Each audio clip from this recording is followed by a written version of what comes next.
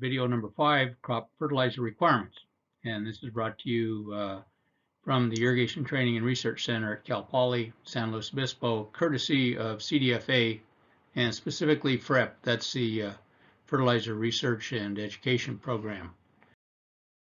As usual, we want to make sure that you know that there are resources available. In particular, for people who are interested in this type of thing, we have the drip and micro irrigation book. These are downloadable for free. And then we have 2 versions of the fertigation book. One is in Spanish and one is in English. And of course, we have videos that demonstrate laboratories. You can't be here, but we try to make these videos so that they more or less are what you would see if you were out in the field, or at least in our little practice field here at Cal Poly. And give you an idea of various things, such as how chemicals interact, details about some fertilizer injectors, sprinkler travel times, things like that. Now the book, fertigation book, whether English or Spanish, really talks about crop fertilizer requirements in 2 different ways. One is there's a discussion, and I'll cover part of this here today. Part of the issue is about specific nutrients. That's chapters 9 and 10. And, there are differences in how they move in the soil. Nitrogen, for example, has different forms that move differently. And then nitrate is another example. It moves quite differently in the soil than phosphorus or potassium. And then their availability is also influenced by other things, such as the soil pH. And then, of course, there are differences in how they interact with the plants and the influence on crop growth. In terms of the specific crops, you have to focus on that also. So it's kind of a balance. In other words, you have a crop that takes up a certain amount of fertilizer, certain nutrient, and then the question is what form of the nutrient should I use? Should I use, for example, ammonium? Should I use nitrate as a fertilizer? When should I apply it? How should I apply it? Things like that. And so there's also the huge issue, environmental issue, related to nitrogen. And the question is this: is it possible to more or less match the fertilizer, the nitrogen fertilizer that you apply, with the uptake of the plants? Or, to get more specific, with the removal of nitrogen via the harvested portion of the crop? We'll start with the uptake of nitrogen, not for a specific crop, but just in general. First of all, nitrate is the form that most of the nitrogen is in when it's taken up by plants. And it's fairly straightforward because water moves into the plants, fertilizer moves in with the water, typically, as you learned before. That's the major form of uptake. And the nitrate is all in the soil water because it's a negative charge. In other words, it's an anion. It's not attached to the cation exchange capacity. So when there's mass flow into the roots of water for evapotranspiration, nitrate goes along with it. Ammonium, of course, is also taken up, but it's attached to the cation exchange capacity. And of course, there's also ammonium in the soil water, but not to the extent that nitrate is in the soil water. And so it's a little bit more difficult for that to move easily into the plant roots. Now, here's kind of an interesting thing. You talk to farmers and they say, well, okay, we use this form of fertilizer at this time and this form at another time, especially with the guys who have vegetables. And what I've noticed is that the ammonium type fertilizers are often used in early season, like for transplants and for seeds. And it turns out that nitrate has to be converted to ammonium within a plant. So the nitrate goes in easier, but then there's a process where it has to be transformed into the ammonium form to be utilized for protein. And there's an enzyme within the plant, just like we have enzymes in our stomachs. And the young plants may not have sufficient nitrate reductase enzymes to make this transition. So ammonium can be more rapidly used by some young plants than nitrate. So that's one of the reasons you see people apply an ammonium strong fertilizer early on.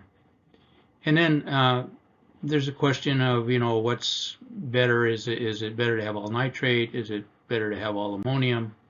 And we don't know exactly, but it appears that 15 to 40% nitrogen uptake as ammonium is optimum for plant growth.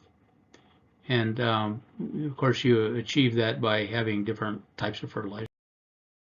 Now, this slide begins to get into the idea of groundwater contamination, how much nitrogen fertilizer do you have to apply, and so on. Here's the big thing. Here's the big thing that you should take away from this. Is basically nitrogen is used to grow a plant. Generally, we only harvest a portion of that plant.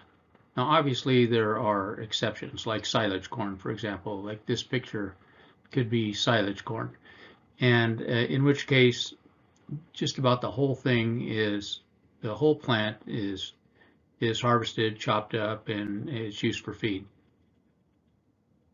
The picture would look the same if it was just corn grown for grain, in which case you would only harvest the grain, and even though nitrogen was needed for the roots and the plant growth, the leaves, and so that had to be taken up by the plant, it's not harvested. And so the portion that isn't harvested, of course, goes back into the soil. We don't drag it off the field typically. It goes back into the soil, and then it decomposes. Now, here's again a little trick on this. It's not a trick, but it's a complication.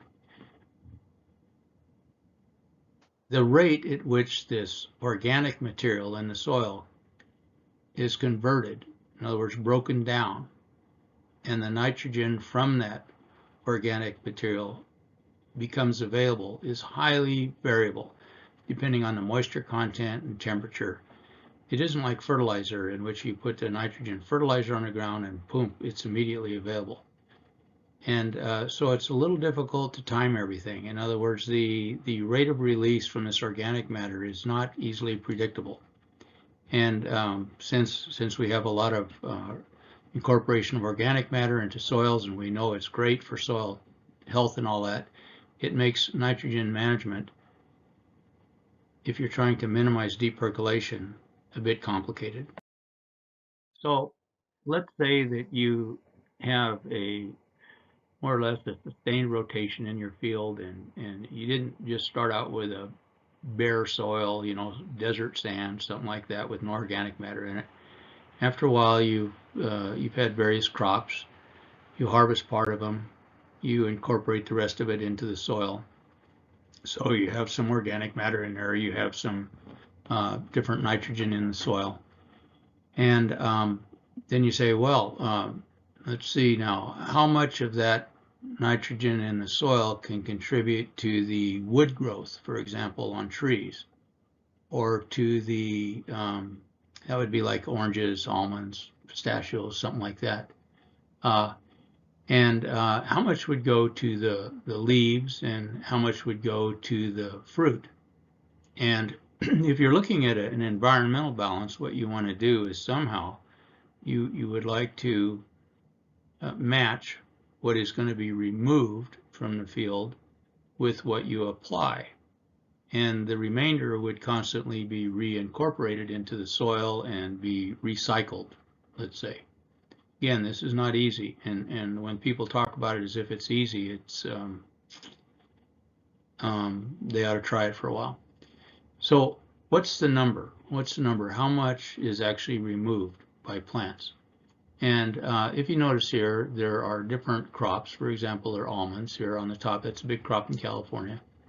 And it says, okay, per ton of kernels that you remove, there would be 136 pounds of nitrogen that would be removed. But take a look at the number of observations. There are only 31. And this doesn't say anything about the variability between the observations. Bottom line is that these tables are interesting. They describe the nitrogen that's harvested in the correct manner. In other words, it depends not just on acres, but it depends on the tonnage that's removed. But keep in mind that the number is actually quite variable. So for you, if you are in an environmental situation where you're supposed to keep track of things, it's a little bit dicey to rely on these average numbers. You just look at them. There aren't that many numbers. You may be higher or you may be lower. And if you want to fine tune your program, you really have to get down close to home and take samples from what is being removed from your field and get your own numbers. Moving on to phosphorus. If you recall, the three big ones are N, P, and K. That's nitrogen. P is phosphorus. And then there's potassium, which you would think would be a P, but actually it's a K. It's a K, so N, P, and K. So here's phosphorus. It's one of the major plant nutrients. It's very immobile in the soil. There might be a lot of phosphorus that's just inherently in your soil, by the way. You may not have to apply very much. It depends on what's in the soil, naturally, and the type of crop you have. But it's very different from nitrogen. Nitrogen over the years with rainfall, even if you had a lot of nitrogen in your soil, unless it was an organic soil, someplace like the Delta, if you have a regular mineral soil and it rained a lot, you would deplete most of the nitrogen. In other words, it would leach out in the form of nitrate if you had enough rainfall. Phosphorus doesn't do that. It doesn't leach out.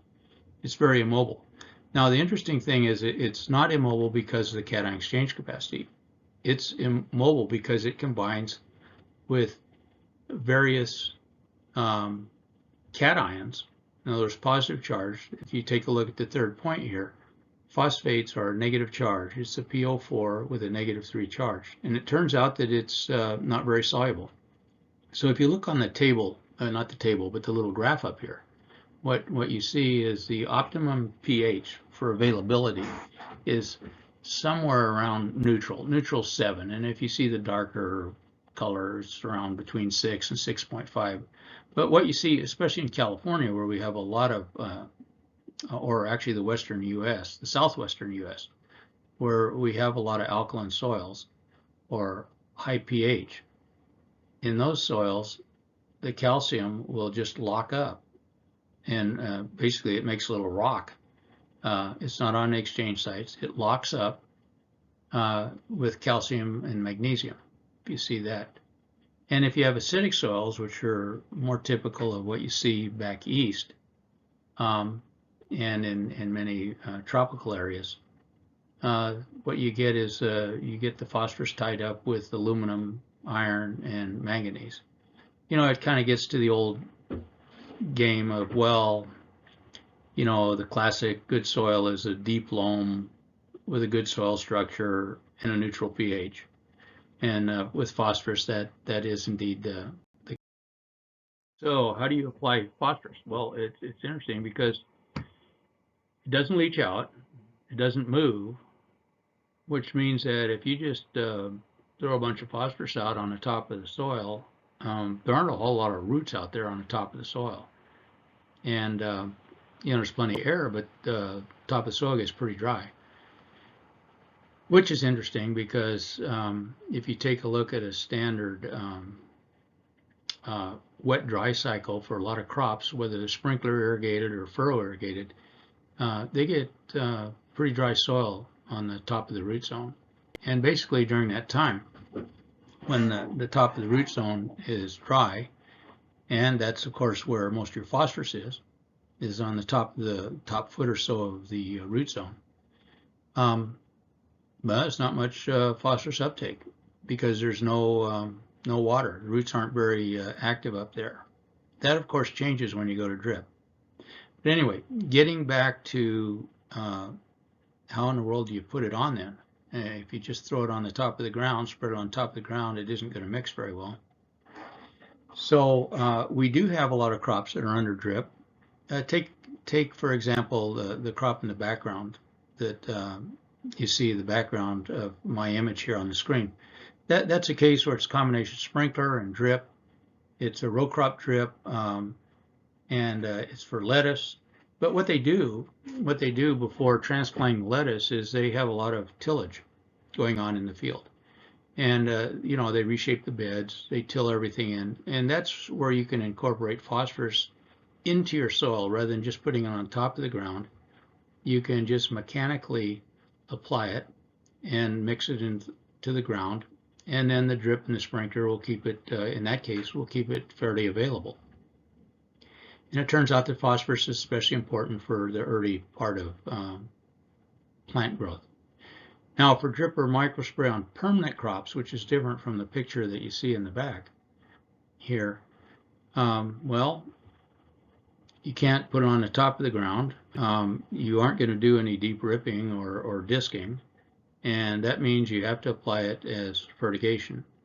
And the book does have recommendations on types of phosphorus that you can apply through drip irrigation, for example, and microspray.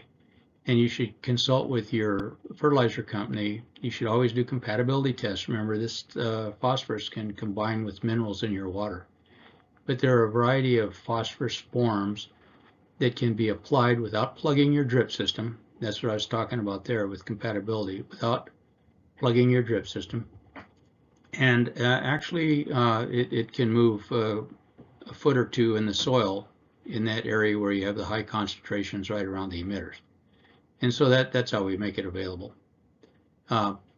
It's been used for quite a few years, and it really depends on the type of phosphorus fertilizer that you use.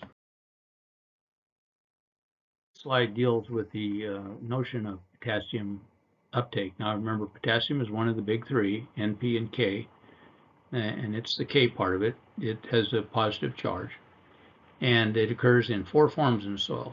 First of all, there's the potassium. Again, it's a cation, and so it does occur on the cation exchange capacity sites. And then it's also in the soil water. And then there's this idea that you can have quite a bit of potassium, but it's sandwiched in between clay layers. So theoretically it's available, but the release rate is very slow.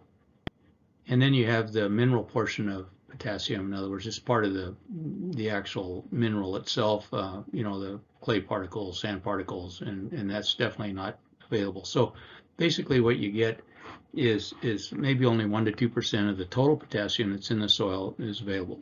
And a lot of our soils do have high potassium.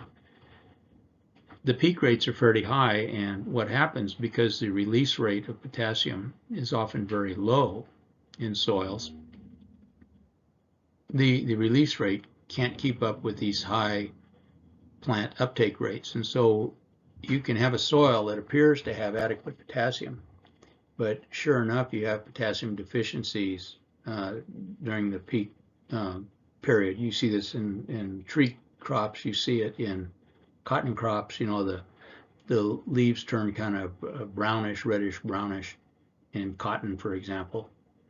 And so we have to apply fertilizer through the drip system, microsystem.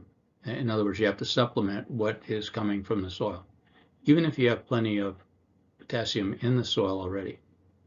And then it's just as a ballpark target, if you do soil testing, you may want about 5% of the exchange sites occupied by potassium. Next, we have the secondary and micronutrients. Remember, they're the big three, N, P, and K, and then there's a whole slug of other nutrients that we call secondary, or like calcium, or micronutrients that are only needed in very small amounts. And what you see here, there's a magical pH of 7 on the bottom, and pH of 7 is where everything meets. Chloride, if you can see that, it has a horizontal line. That means it's not really sensitive to the pH. What you see though is calcium and magnesium, boron. Those are very available with a high pH and not very available with a low pH, and then it's the opposite. So what do you have? You have plants need all of this stuff, and so what this ought to tell you is Boy, if you have a real high pH in your soil, I'd say that's 8.5 or above, you're in deep trouble. And you want to start modifying things. And it's the same thing if you get an acidic soil, you get down to 6 and below. And you just have nutrient availability problems. So, so what's it say? It says that nutrient availability is going to be dependent on water availability and also the pH of the soil. So you have to look at those things as opposed to just applying fertilizers. There are always a few things that can make you look like a real winner, and one of them is this blossom end rot, which you see in these photos here. It's you know, the end of the tomato or the pepper has a blossom on it, and you get this real disgusting looking black spot. It's a end rot there, and sure enough, that's almost always a symptom of a calcium deficiency. And so then it's a question of what kind of calcium do you put on. And in the book we have a variety of forms of calcium that you can use, and even gypsum, when it's applied for soil treatment, has an effect, I've noticed, on the availability of calcium, and it should, because gypsum is calcium sulfate. So there's some things which are real easy ones like this. You can take a look at it.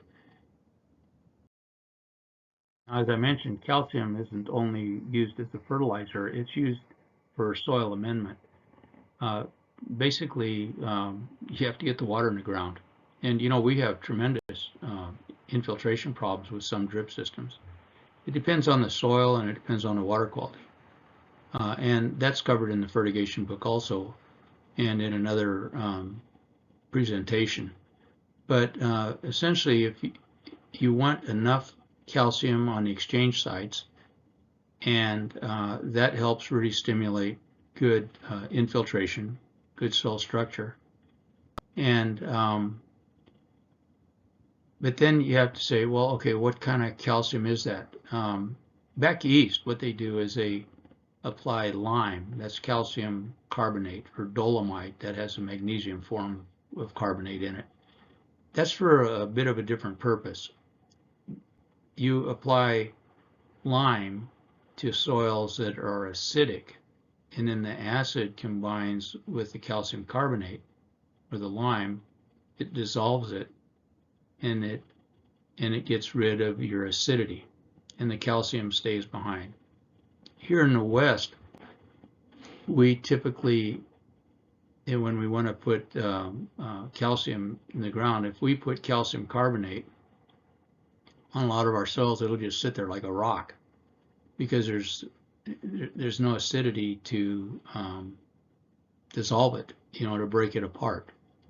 And we have a lot of soils in the western U.S. in which there's a very high percentage of what's called free lime, and it's easy to detect. All you have to do is drop a little bit of acid on a little piece of soil, and it fizzes. That's, believe it or not, how you make a quick check, and it's just obvious. There's a lot of fizzing. But that calcium isn't doing you any good because it's a rock. The calcium has to be dissolved. The calcium carbonate has to be dissolved to free up the calcium so that it can move on to the exchange sites. And so what do? We apply sulfur, we apply acid to free up the lime or the calcium that's in the lime. So here's the big number here. About 65% of your exchange sites, expressed as mill equivalents per liter, you know, or in mill equivalents, there should be occupied by calcium. That's a big number. And in other words, the exchange site is going to be occupied by something, by hydrogen, magnesium, potassium, ammonium, you know, all those are cations. But about 65% of the sites should be occupied by calcium. That's kind of a soil health index. And that helps with two things, the soil structure and the nutrition. So here's one of these things that's a little unusual in some places here in the West. Magnesium is definitely a secondary element that's used. It's right there with calcium. But it turns out that we have occasionally we have soils in which there's a lot of excess magnesium, and those are, for example, on the Central Coast in California, we have soils with a um, um, parent material of serpentine, and you just get a lot of magnesium. And what happens then is the magnesium, remember it's positive, it interferes with the other positive cations, the big ones, which are calcium and potassium. So it's basically a tug of war here. And then in addition, if you have too high in magnesium, you can have water infiltration problems with drip and sprinkler and furrows. It really shows up big time with some drip systems that have well water with high serpentine parent material down there, where the water's coming from. And so what you have to do is you can't extract this stuff. So what you have to do is you have to sort of counterbalance it by applying some soluble form of calcium. And that's where we have gypsum, for example. Or you may choose a form of nitrogen fertilizer such as CAN 17 or calcium nitrate, which has calcium in it. It's more expensive, but you may use that form of fertilizer for a secondary benefit dealing with infiltration. So as I mentioned in the previous slide, there are only so many slots available, or there's this pathway that goes into the roots, and there are going to be a certain number of cations taken up, certain amount of anions taken up, and what you get is competition. In other words, if you overload the soil water with calcium, if you take a look at this, you can, if you overload it, you will have less spots for other positive ions or cations. In other words, you will decrease the amount of magnesium. If you look at Mg in the middle of this table, the uptake of magnesium is, or if you have a lot of magnesium, it will decrease the uptake of calcium and potassium. And that's basically what I said on the other page. So there's such a thing as a balance here. In other words, what you have to look at is more than just a single nutrient like nitrogen. You have to look at what form of nitrogen. And then you realize that the plant is kind of like a little system. And the system requires a multitude of nutrients.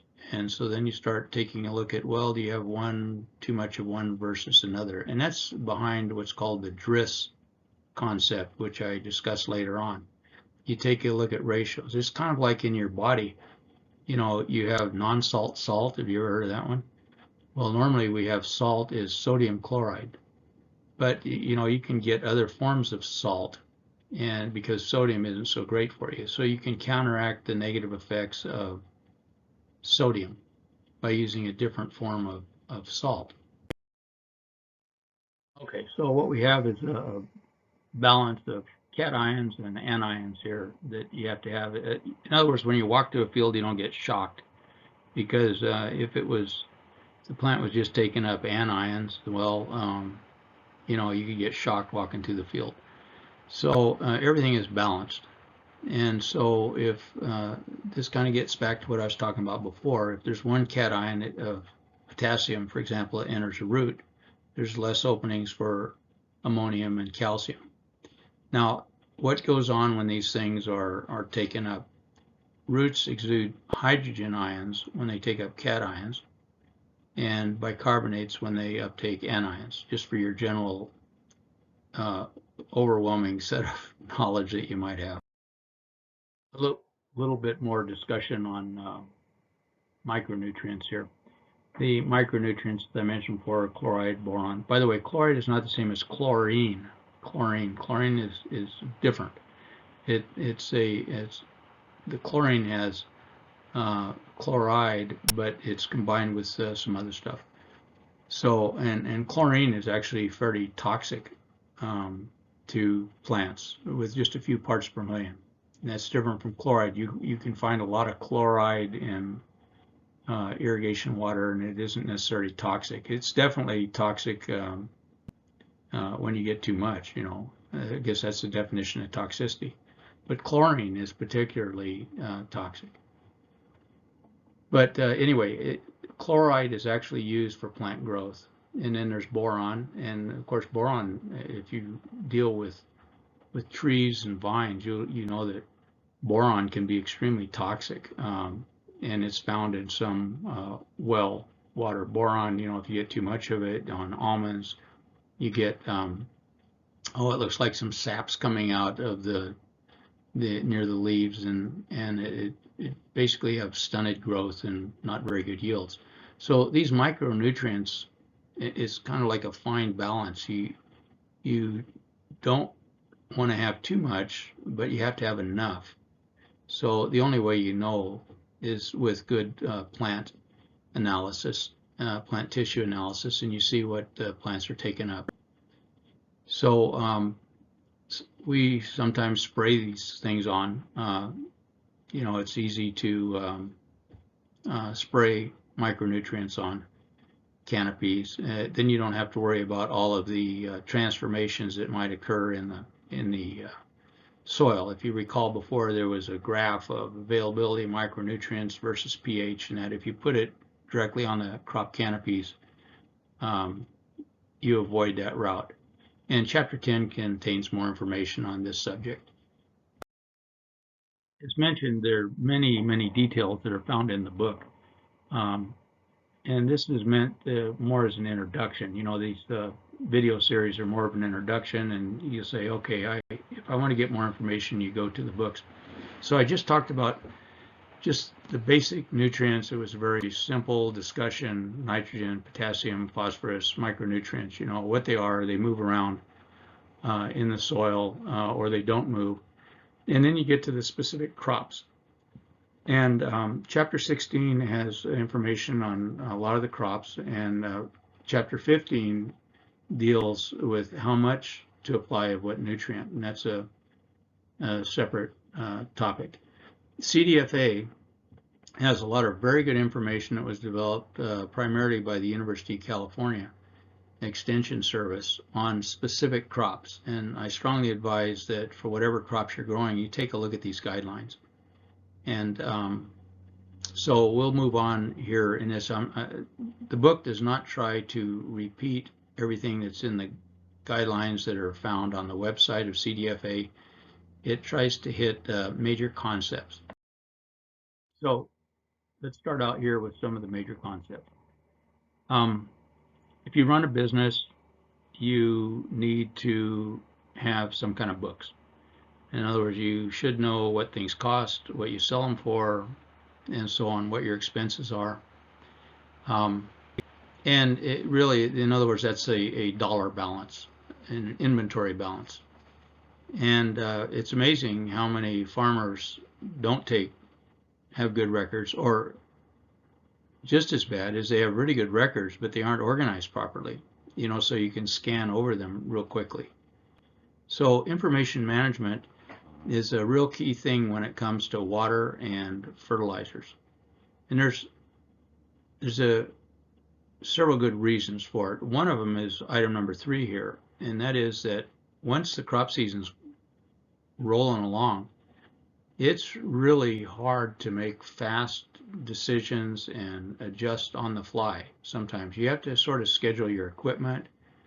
You should know what's going on ahead of time and have a plan for what's going on, which you can adjust but not completely overhaul. And for that, you need to have records to know, okay, what's the general plan for this year? So what kind of records do you need? One is dates, amounts. I'm going to put number 1 here: dates, amounts, and types of fertilizers applied. And remember, this isn't just nitrogen, but it's the kind of fertilizer that was applied. And then soil tests. And what you're going to learn is soil tests are really valuable, like for the beginning of the year, to give you an idea of what's sort of in your bank account down there. But you also need 1C here, which is the plant fertility testing. And I'll get into that a little bit. And that tells you how the plant's actually doing. Remember that you can have adequate soil fertility, but perhaps the uptake of that fertility is negatively influenced by pH or something. Or maybe your roots have a disease problem or a nematode problem or something like that, and you're not even aware of it. So, and also soil tests, as you'll learn with drip, are a little dicey in terms of where do you take the test. Then, okay, so you have this information, and then you have yield. And this is a tricky one too, because yields, here's one thing you might want to pay attention to. We tend to talk about average yields, but let's say if you have an average yield of some crop that's, let's say, 3 tons per acre.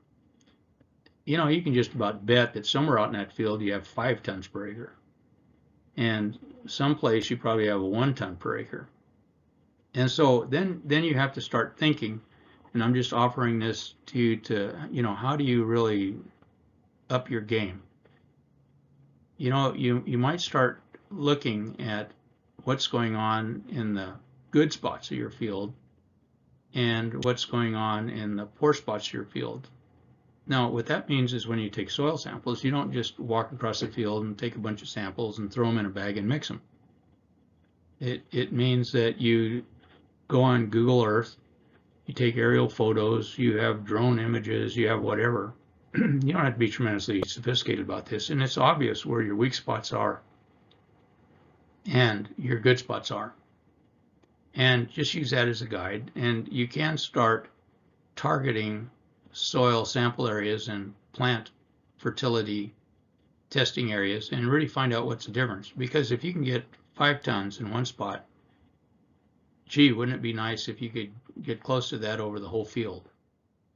So you want to start thinking about fields as a real conglomeration of highs and lows, and what you're trying to do is even things out, but even things out so they're equal to the high value.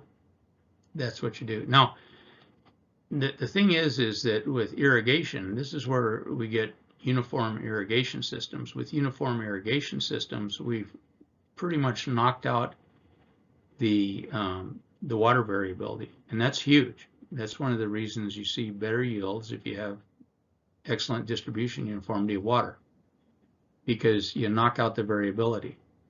But the nutrient variability still exists. For example, if you had land leveling out there, and at one time land grading, and you have cuts and fills, and you remove the phosphorus from the top of some parts of the field, those areas will remain. They don't just magically make phosphorus. Those will remain with a phosphorus deficit for years and years. And so, then you start looking at not only non-average sampling, but you look at starting to even up some of those inherent soil differences with applications of fertilizer that really aren't uniform at first. In other words, you would actually go out there and physically apply fertilizer, and then later on let your fertigation provide uniform fertilizer. Let me give you an example on that. And it's kind of related to this here with the soil test here. The soil test, what I'm getting down to is you can get variability with your soil test. And then I'm also talking about at the beginning of the year. What some people will do when they're going to plant a crop that's going to be in there for, let's say, alfalfa. And you might have it in the ground for 4 or 5 years. Or you're going to have trees that you put in and you want them to be there for 25 years. What some people will do is as part of their practice is they will put in a grain crop. And what they'll do with the grain crop then is first, and what they do then is they find out just inherent differences in soil fertility out there. So before they put in their irrigation system, before they plant their new crop, they will try to kind of establish a level playing field, if you will, by going out there and fertilizing with spatial differences. In other words, where there's an area with low phosphorus, what they'll do is put on higher phosphorus levels at this point or that point. And it's pretty easy with GPS now. So then you start out with kind of a level playing field. And then when you apply your water and your fertilizer with a good uniformity, you're not fighting against this inherent soil non-uniformity. You're handling that up front before you start growing a crop. But anyway, back to this general guidelines here. What you do is you once you're rolling on it, you take tests, you look at your yield, you record unusual events, and then you have some way of tracking this. And I'm not going through all that here on how you track it, but there are a variety of ways you can track it. Now here's the other thing then. There's some type of plant testing that you might use, and there are a variety of these, and you'll have to pay attention in the book. There's sap testing, there's petiole testing, there's a leaf testing. Petiole is just it's the part of the leaf that's between the leaf and the branch. And then there's the leaf itself for nutrient status. Interestingly enough here, you'll get numbers for all three and they won't be the same, so you have to interpret them differently. And so pay attention to that when you're reading the book. So let's see. You know when you did things, what you applied, what kind of yield you have, what your tests had. You take a look at them and say, well, you know, how'd this compare with another field? What am I doing right? What am I doing wrong? Did I run into a deficit at some time, a deficit of whatever, you know, nutrient at a certain time of the year? How does that match what I should have had? And you get a game plan for the next year. And so this is general guidelines. It's not very specific. It says, hey, why don't you first find out what you're doing and organize your information. Then move on from that. This slide is a repeat of what I've mentioned a number of times, and CDFA is sponsoring this series, and they're very interested in good nitrogen management, simply because nitrates that if you have nitrates and they're leached through the soil profile down in the groundwater, there are nitrate problems, which I discussed early on.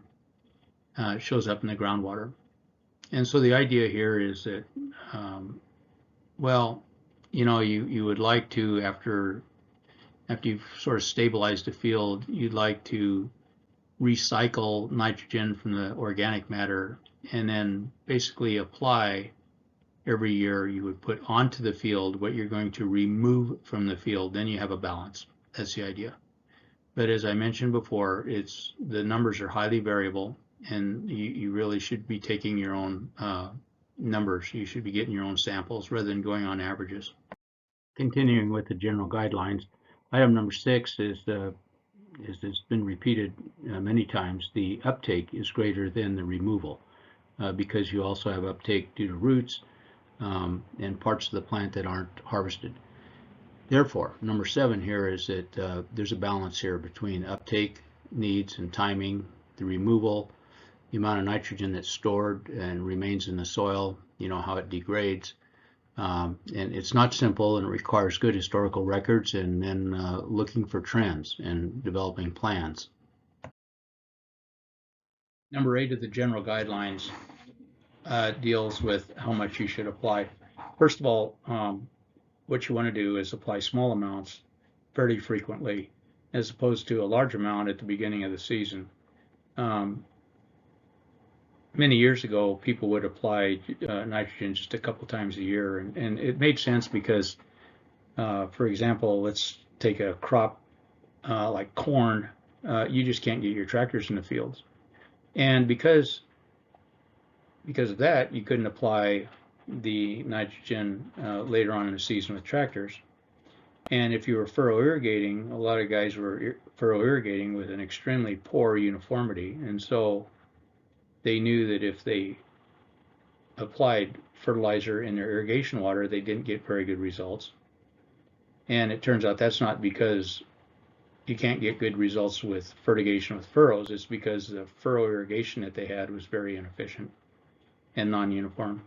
So they just put on a lot of extra fertilizer at the beginning of the season. The problem, of course, is that there wasn't much left at the end, and the plant hadn't taken up all that fertilizer, so a lot of it went down the tubes. Now I'm talking about nitrogen. It went down the tubes as deep percolation, as nitrate, causes groundwater contamination problems, and so on. You obviously have to check your crop and find out when it needs it, how much it needs. And then when you look at the amount that should be applied, once you've established a base, in other words, you're kind of in a stable condition, you say, well, how much is going to be removed? How much is going to be supplied by the irrigation water? And that's easily available from a water test. And then how much is going to be supplied by the soil from reserves? That's a tricky one because, as I mentioned several times, organic matter doesn't decompose at a consistent known rate, but you do the best you can. And so you say, okay, that's how much I need to apply, and then you have a multiplier factor like 1.25 to account for inefficiencies, and that gets you in the game. Obviously, what you have to do is you have to be checking on things as the season goes by. There are some special notes for drip micro, and of course drip micro is a huge form of irrigation in California, not so much in other states, but obviously it's increasing. Now, keep in mind that they're trees and they're row crops. I already mentioned that row crops, field crops, often have tillage practices. Trees usually don't, any deep tillage anyway. But here's the big deal. If you apply water and nutrients with the water, those nutrients don't go out evenly throughout the soil. They may go evenly to the different plants. Each plant may get the same amount, but if you take a look at the soil, it's quite different. You measure the soil in one spot and then a foot away, and it can be completely different in terms of what you find from a chemical analysis standpoint. And also, here's the other thing: if you show 100 pounds of nutrient per acre, you have to think about, well, how much actually is wetted, and so that may only be 40 pounds. So you have to just kind of watch. These two graphics are intended to show you that there's a huge variability, a spatial variability we call it. In other words, if you take a sample in one spot and that's, let's say, relative to the plant sideways, and then you go down, you have a couple different dimensions here, you get a different result everywhere you go. Now, these right here are salinity tests, but it's pretty indicative of what also happens with nutrition. And you can see on the left, it says Samus drip only. That was a row crop. And then the one on the right, that was something that I was working on with trees, pistachios and almonds, long-term salinity increases in the soil. And what you see is not what you see in literature. In literature, a lot of the literature shows these idealized patterns of wetted and salinity and all that, and it's really quite different out in the field. It's all over the place in terms of concentrations. But bottom line is the soil analysis may not be very indicative of what's going on. And so with drip irrigation, you have to really rely very heavily on plant nutrient status, the nutrition that's measured with the leaves and the petioles and such. Now at this point, what I want you to do is just focus on general ideas here, because you're not going to memorize all these graphs and numbers and everything, but the following slide should give you an idea of some important ideas.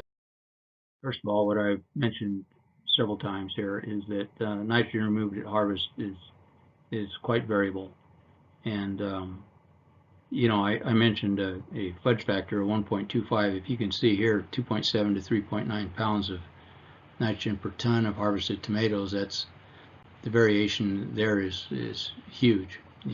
Now for one of the more exciting slides you'll see in this series. it shows the partitioning of where the nitrogen is taken up. And what you see is about 30% of the nitrogen on processing tomatoes goes into the vines and the rest in tomato fruit. So what that says is the majority of the nitrogen uptake is on the above ground portions anyway. The majority of the nitrogen uptake is removed during harvest. Now moving on to something a bit more interesting. What you see here on the top graph is N, P, and K over time after transplanting, and most processing tomatoes are transplanted rather than direct seeded. And it shows you the crop uptake in pounds per acre. Now obviously the number of pounds per acre depends on the yield, because as you saw before, most of the nitrogen that's removed and taken up is in the fruit itself. But nevertheless, it gives you an idea of when things occur. Now, if you're going to fertigate proportionally, if you are going to try to match the uptake rate over time with your irrigation, somehow you have to combine this concept here of a variable uptake rate with a variable evapotranspiration rate, and then put the two together, to spoon feed. That's another concept, spoon feeding the plant. And there's another table at the bottom from Hartz, and it shows you how, the same kind of idea. This is nitrogen. Numbers are always going to be a little different, but this gives you the general idea. What we have here is the type of thing that people look at when they get petiole analysis, and also in the whole leaves. If you notice, there's a set of 3 columns there that deal with petioles, and then the other is whole leaves. And of course the numbers are different. One is in parts per million, the other is percentage. But anyway, and it gives you early bloom and full bloom, and it gives you an idea of where you need different nutrients, what kind of levels are sufficient and excessive and adequate.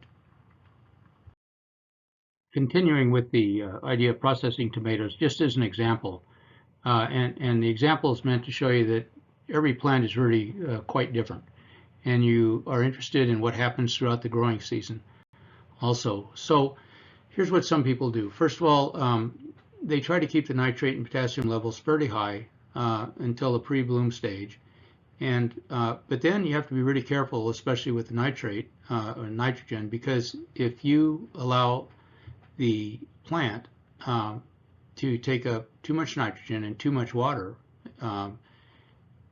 after a certain stage, what happens is the tomatoes are mushy, and then the canneries don't want to process them. So it's more than just can the plant take the water up and can the plant take the fertilizer up, it's do you want it to. So again, you have to kind of get into the specifics of your crop. The next thing is remember I suggested that you have a ballpark idea of what you're going to do all season long, but then you make adjustments weekly based on petiole tests. That means you actually have people, laboratories generally, who come out and take samples, and just like pesticides, and they take samples and they take them to the lab and they give you some results.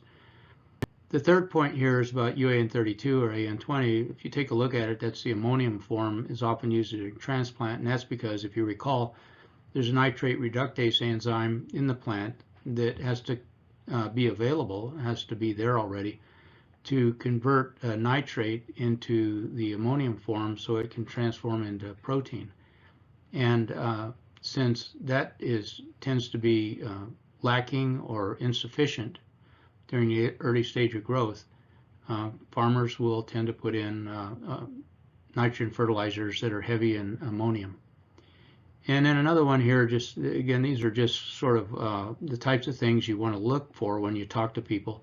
KTS, KTS is potassium thiosulfate.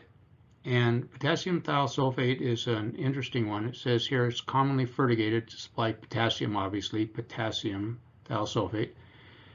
And then it says something here about the acidity also helps free up phosphorus in the soil. That's what some farmers think. And it does happen because, if you remember, this particular thing here applies to soils that are high in calcium, high in free lime. and which means the pH is high. It's higher than neutral. It's higher than 7. And phosphorus, if you recall, is more readily available if the soil is acidified. So let's see, how does this KTS get acidification? Well, the thiosulfate, it's an interesting one. The thiosulfate is used by thiobacillus bacteria, if you can imagine that, in the soil. That's just residual in the soil, to convert into sulfuric acid. So it's not the fertilizer itself, but it's a subsequent microbiological transformation that occurs in the soil that creates sulfuric acid, which then dissolves calcium carbonate, also drops the pH somewhat. And if you recall, the tomatoes need calcium to prevent blossom end rot. And so let's see, phosphorus is more available, calcium is more available, potassium is more available. That's why some people use KTS on soils with a high lime. And then, of course, there are micronutrients. This example is for almonds, but there's some similarities with all types of nut crops and also other deciduous trees. For these crops, when you're taking a look at how much you need to apply, there are really two numbers that you use in looking at the net requirement in a year. In other words, what is removed. And obviously the nuts are removed. Well, the nuts and the kernels, you know, the kernels, the shells, all that, that's all removed. But another interesting thing in terms of your nitrogen balance is there's wood that is built into the trees. Obviously, the trees continue to grow, and that takes 20 to 40 pounds per acre per year of nitrogen. Now, that isn't removed that year, but eventually it is. But that wood is certainly not recycled every year. It's not like leaves, for example, that drop onto the ground, they decompose, and unless that nitrogen is volatilized, it is usable for the next season. So we take a look at two things and classify them as removed. One is the wood, and one is the nuts that are removed from the field. So this is another one of these general slides that shows you the where everything goes, and you have the trunk there, and then you have the fruits, and those are the big ones in terms of nitrogen uptake every year. Now, of course, people have looked at uptake rates. Remember, I showed you a graph before of processing tomatoes, and you have those for various crops. And what you have here is what happens with nitrogen over time on almonds, just as an example. And of course, this is specific to the variety and certain yield, and so this one is labeled the way it should be labeled. In other words, if you have pounds per 1,000 pounds of kernels, it's a good idea to know if this is an orchard that was really lousy or if it was good, and this is a good orchard, high producing orchard. So you can see over time, and by the way, you might take a look at this scale, Julian day. It's we often express things as Julian day. One is it's easy to graph, but a Julian day is set up so there are 365 Julian days in a normal year, and when we graph them, day number 1, JD number 1, is January 1st, and so on. It continues throughout the year. It's an easy way.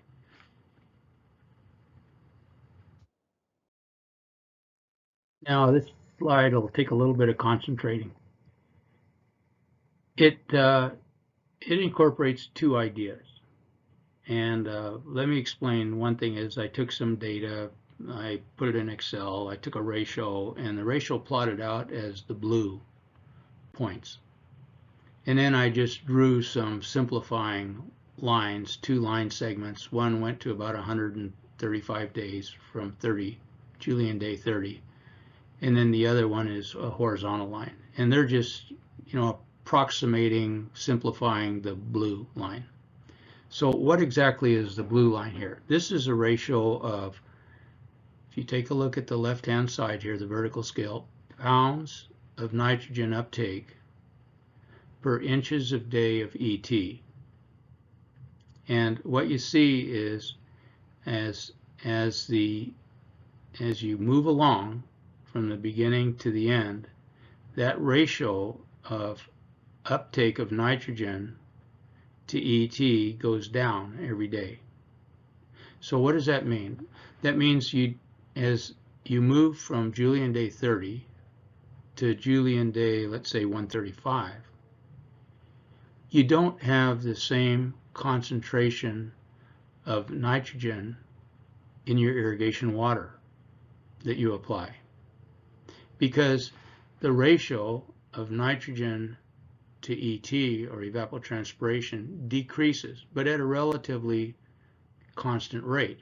That means, if you believe this here, what it says is you can put in a formula, you can program a proportional injector so that every day for, let's say, 1,000 gallons of water, you will put in a different amount of nitrogen, and that ratio of nitrogen to water will decrease from when you start to Julian day 130. After that, it won't change.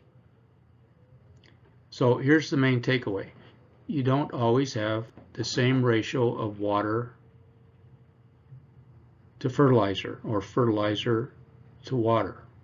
We do proportional fertigation because that allows us to shift blocks, and you can have a block with 50 acres, another block with 75 acres, and so on. And so you need different amounts of water and different amounts of nitrogen in those blocks because they're large and small. In a proportional fertigator, that equipment will just automatically change the rate to match the acreage. Basically, that matches the flow rate. But what this says here is the parts per million that you put in the water will change as the season progresses. So as you saw before with the processing tomatoes, the same sort of thing happens with almonds. Uptake rate patterns of potassium and phosphorus are similar to that of nitrogen. And other harvested values are approximately, there's some numbers given here. And what this shows you, remember, is you have the K and K2O, and you can go back to the one of the earlier videos and you can see what the conversion is between one and the other. If you recall, the concentration in fertilizers is K2O, but when you take a look at plant nutrition, often it's given as K. So just to complicate things, you have to look at the ratio here of these two different types of units. As I mentioned before, you can get a pretty good idea of how sophisticated a farmer is in terms of fertigation management just by looking at the number of tanks that a farmer has. So that's the first thing you do. If a farmer has one tank, it's usually nitrogen, some form of nitrogen, and not very complicated. Hopefully the farmer isn't mixing different chemicals in the same tanks because you have reaction problems. The next thing you look at is well, how about the injection system? And unfortunately, often you have a farmer who's doing pretty good, gets the idea of multiple chemicals, but he only has one injector. And really what you want, and this particular farm that is shown here, you can't see the farm, but you can see the tanks, has a different injector for every one of the chemicals. And so they can inject each of the chemicals at the rate that it has to be injected, and then it's also injected proportionally. So these things happen over time. When I started out, we only had solid fertilizers basically, and farmers would have to mix those. And of course in California that shifted to liquid fertilizers, which is huge because then you don't have the mixing problems. Then we went to like one tank of nitrogen, and people weren't too sure what type of nitrogen. And then it got more sophisticated, and then people started to put in multiple injectors, and then they got to proportional injectors. So this thing is not slowing down. It's really expanding as we move along. So obviously the high management that you have is typically in high value crops. So if you really want to kind of see what's going on, what you do is you visit farmers, progressive farmers with high value crops, and take a look at systems like this. Again, what you have is some common practices. You try to get your act together and having some idea of how much fertilizer you need throughout the season. Remember, you're keeping records. That's the idea. You're comparing records of how much you put on, when you put it on, yields, your petiole analysis, your leaf analysis, and so on. People often sample the leaves for nitrogen in April, and then you do some other sampling in the middle of the summer. So it's not as intense as processing tomatoes, but nevertheless, it's more or less complete. With that, this is the end of video number 5 on crop fertilization. It's one of a whole number of slides, as I mentioned at the beginning, and you are certainly encouraged to take a look at the others that we have on our website, www.itrc.org, and look for the free information, and you'll find the videos. So with that, we'll close.